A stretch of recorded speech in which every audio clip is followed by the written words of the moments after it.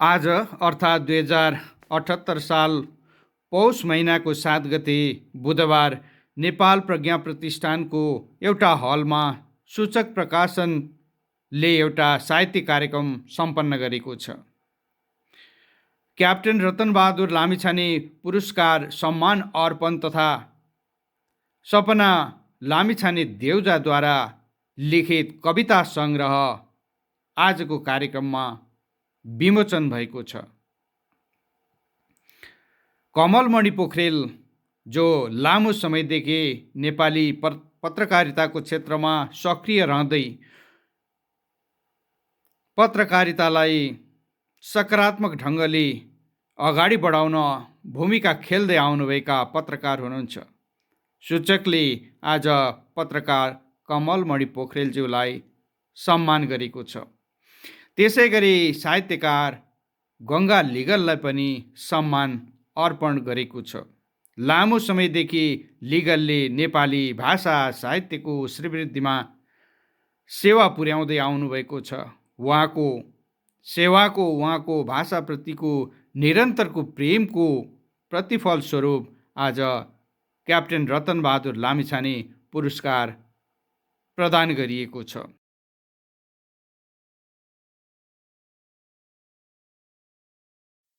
साहित्यकार सुशीला देउजाको अध्यक्षतामा भएको कार्यक्रममा साहित्यकार हरिप्रसाद पाण्डेय, जलेश्वरी श्रेष्ठ, गायक आनन्द कार्की लगायतका व्यक्तिहरूको सहभागिता रहेको थियो। उनीहरूले कवि एवं गीतकार लामिछानेद्वारा लिखित पुस्तकमा समाविष्ट कविता र लेखकका बारेमा आफ्नो धारणा व्यक्त गरेका थिए। कार्कीले गीत गाएर मनोरञ्जन प्रदान गरेका थिए। जिन्दगी एक यात्राको प्रकाशन तथा कार्यक्रम संयोजक सूचक प्रकाशनले गरेको थियो। यस्तै कार्यक्रममा राधा कार्की, तारा दाहाल, सनत कुमार आचार्य तथा रियनराज खनाल लगायतका कविहरूले विमोचित पुस्तकमा समाविष्ट कविताहरू वाचन गरेका थिए। सूचक प्रकाशनका अध्यक्ष दीपक भेटवाल दीप सागरले साहित्यको संरक्षण र विस्तारमा आफ्नो टिम सधैँ सक्रिय रहने प्रतिबद्धता व्यक्त गरेका थिए। प्राध्यापक डाक्टर उषा ठाकुर, प्राध्यापक डाक्टर दिनेश राज पन्त लगायतका व्यक्तित्वहरू प्रमुख अतिथिको रूपमा आसीन हुनुहुन्थ्यो। यो कार्यक्रममा डाक्टर पन्तले व्यक्त गर्नुभएको मन्तव्य।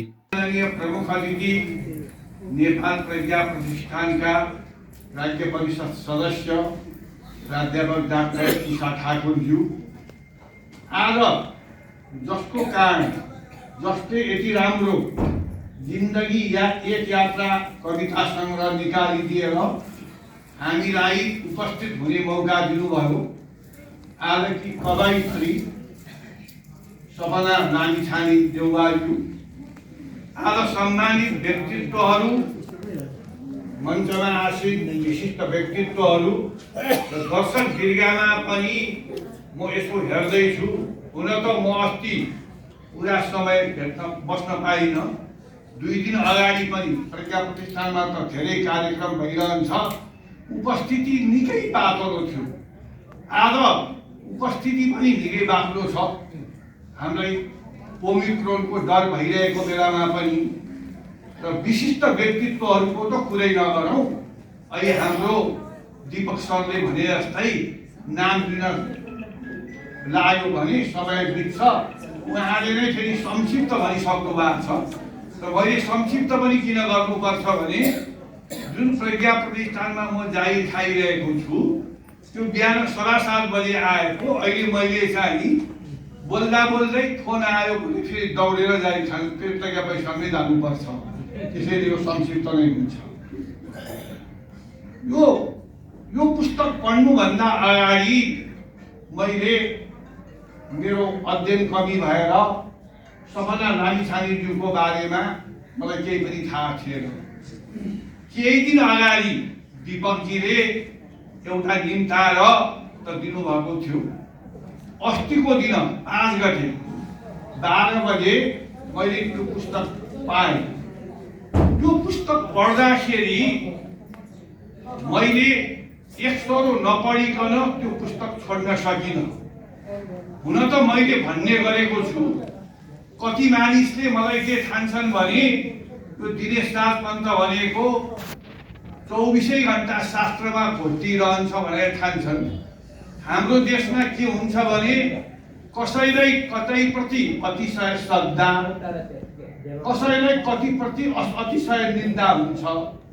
अब अरू धर्म दर्शनको पुस्तक, इतिहास संस्कृतिको पुस्तक, नेपाली भाषामा पीएचडी गरिएका हुन् अथवा अनुसन्धान गरिएका पुस्तक हुन्, संस्कृत वाङ्मयका बारेमा लेखिएका पुस्तक हुन्, पढ्दाखेरि दुष्ट दिनेशनाथ पन्त प्रकट हुन्छ। त यसो हेर्न थाल्छु, त्यस्तो लेख्ने आँट चाहिँ छैन, तर के हो बिग्रेको देखिहाल्छु र यस्ता पुस्तक पनि पढ्ने भनेर थन्काउनु पर्छ। तर कथा भयो, कविता भयो, उपन्यास भयो, ती पुस्तक पाए भने आफूले गरेका कामहरू पनि छोडेर पढ्ने प्रवृत्ति छ र कुनै पुस्तक त त्यति पढ्न मन लाग्दैन। तर यो पुस्तकले चाहिँ यसमा समसामयिक चिन्तन त छँदैछ, आफ्नो वैयक्तिक पीडाका कुरा पनि छन्। हजुर, हामी सबैले भोगिरहेको राष्ट्रको, हाम्रो समाजको पीडाको कुरा पनि छ। तर यसको साथसाथै नेपालको जुन वैशिष्ट्य हो, अनेकतामा एकता, धेरै जात जाति, धेरै धर्म, धेरै संस्कृति भए पनि अन्त्यमा एउटै सूत्रमा बाँधिने। र सबभन्दा ठुलो कुरा उहाँको पुस्तकमा, कवितामा, सङ्ग्रहमा मैले के देखेँ भने जीवनप्रतिको आशावादिता। त्यहाँका उहाँका भूमिकाहरू पढ्दा हजुरहरूको कतिको हातमा अहिले परि पनि सकेको होला, पछि पर्ला, त्यसमा आदरणीय प्राध्यापक डाक्टर उषा ठाकुरज्यूको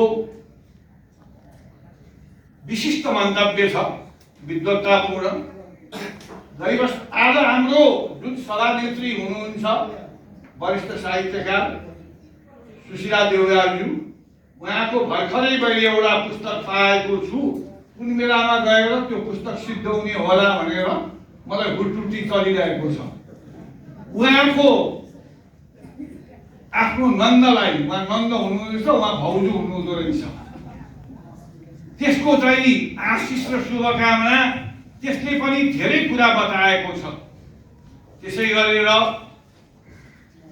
छोरी रीति हुन् अथवा रचयिता हुन्, छोरा हुन्, ज्वाइँ हुन्, जारी हुन्, सबैले लेखेकोबाट के देखिन्छ भने र उहाँले केही काल अगाडि रहर भन्ने गीती एल्बम पनि निकाल्नु भएको रहेछ। र धेरै कालपछि यो पुस्तक चाहिँ उहाँको निस्केको जस्तो बुझिन्छ। त्यहाँबाट के भने कृतित्व र व्यक्तित्व पक्षमा कृति त भइ नै हाल्यो, व्यक्तित्व पक्षमा पनि आफूलाई पर्न आएको शोकलाई पनि शक्तिमा बदल्दै काम गरेर सन्तानलाई उचित शिक्षा दीक्षा दिएर योग्यतम मार्गमा डोर्याएको देखिन्छ। र उहाँले पनि उहाँको कामलाई समर्थन गरेको कुरा त्यो पुस्तक पढ्दा र आजको यताको चुरीफुरी देख्दाखेरि पनि त्यो कुरा चाहिँ दर्शक हुन्छ। र मलाई के लाग्छ भने सबभन्दा मानिसलाई ठिक हुनुपर्ने कुरा भनेको पारिवारिक सन्तुलनै हो। र पारिवारिक सन्तुलन भएपछि नै मान्छेले ठोस काम गर्न सक्छ। अब उहाँले खालि यस पुस्तकको बारेमा बताइदिए भनेको उनीहरूले त त्यति कुरा भएपछि पुग्थ्यो। समीक्षात्मक मन्तव्य भनिएको छ, संक्षिप्त भए पनि समीक्षा गर्न सक्ने शक्ति भएको मान्छे त म होइन। त्यत्रो कविता लेखेर आदरणीय सबना लामिछाने देउराज्यूले म त कवि त होइन भनेर रूपमा कविताको नाममा एउटा कविको नाममा एउटा कविता नलेखेको दिनेशनाथ पन्तले के भन्न सक्छ? तैपनि मनमा लागेका एउटा दुईटा कुराहरू प्राविधिक कुरा हुन्, कुनै ठोस कुरा होइन। उहाँको पछिल्लो त्यो पुस्तकको पछिल्लो भागमा फोटो दिएको पनि मलाई असाध्यै मन पर्यो। किनभने कतिलाई ठुला ठुला साहित्यकारहरू, ठुला ठुला विद्वानहरूको बारेमा पिएचडी गराउँदाखेरि पनि कृतित्व व्यक्तित्व समीक्षण, कृतित्व एउटा पक्ष हो भने व्यक्तित्व एउटा पक्ष हो। ती व्यक्तित्वलाई जानकारी प्राप्त हुने महत्त्वपूर्ण सामग्रीको रूपमा त्यो छ। त्यसमा मलाई के लागेको भने म अलिकति सुसूचित हुनुपर्छ भन्ने खालको स्वभावको मान्छे हुँ। त्यसैले त्यसमा क्याप्सन त दिइएको छ, कतिमा छैन। अलिकति क्याप्सनमा अलिकति बढी खुलाइदिए भएको भए राम्रो हुन्थ्यो कि भने जस्तो लाग्छ। कवयित्रीको वक्तव्य पढ्दा गोर्खापत्र आदि, शौर्य दैनिक आदि पत्रिकाले उहाँका कविताहरू छापिदिएर उहाँलाई मद्दत गरेको कुरा पर्दछ। अब यहाँ भएका कविताहरू पनि पहिले छापिएका होलान्। के हुन्छ भने यो प्रकाशनको नियम अनुसार हामीले प्रकाश नगरुन्जेलसम्म त्यो व्यक्तिको कुरा हुन्छ, जब प्रकाशन गरेपछि समाजको हुन्छ। त्यसैले तिनीहरूको पनि उल्लेख गरिदिएको भए, जस्तो कोरोनाको कुरा आछ, कोरोना भनेपछि त 76 को अन्त्य 77 देखिको कुरा प्रकाशित भएको कुरा छ। त त्यसमा अलिकति ठाउँमा मितिहरू लेखिएको भए पनि अझ बढी राम्रो हुन्थ्यो भने जस्तो लाग्छ। प्रत्येक कविता सिद्धिएपछि पेज छोडिएको छ, त्यसलाई एउटा विषय सूची बनाइदिएको भए अझ बढी राम्रो हुन्थ्यो। र मैले पहिले 12 माइनसको चस्मा भन्ने गरेको थिएँ। यसपालि मलाई पनि कोरोना भयो। कोरोना भएपछि के हो भने कान चाहिँ अलिक कम सुन्न थाले। 12 माइनसको चस्माबाट घटेर 808 मा आयो। आँखा चाहिँ अलिकति फाइदा भयो। डाक्टरहरू साँच्चीकै पिएचडी डाक्टर हुन् कि एमबिबिएस डाक्टर, अनुहार गर्दा त एमबिबिएस डाक्टर हुन् कि जस्तो लाग्छ। कुनै बेला सल्लाह लिन आउनु है। त्यसैले गर्दाखेरि यति राम्रो पुस्तकको साजसज्जा पनि राम्रो छ, स्पष्ट छ, भाषा सम्प्रेष्य छ, छोड्दै नछोडौँ जस्तो छ। तर कता अलिकति त्यहाँ चाहिँ दुष्ट दिनेश राजपन्तको आँखा गएछ। यति शुद्ध भएको भए त सुनमा सुगन्ध हुन्थ्यो। हुन त सुनमा सुगन्ध हुँदैन, सुनै हो भन्दै कवयित्री, आदरणीय कवयित्री सपना लामिछानेज्यूको आगामी लेखन यात्रा अझ बढी सफल होस्। उहाँ यति राम्रो लेख्नुहुन्छ, उहाँले पनि लेख्नु भएको छ। आजको सभानेत्रीज्यूले धेरै वर्षपछि रहर त्यो गीत एल्बम भएपछि पनि मेरो नन्दले किन नगर्नु भयो भनेर चिन्ता प्रकट गर्नु भएको छ।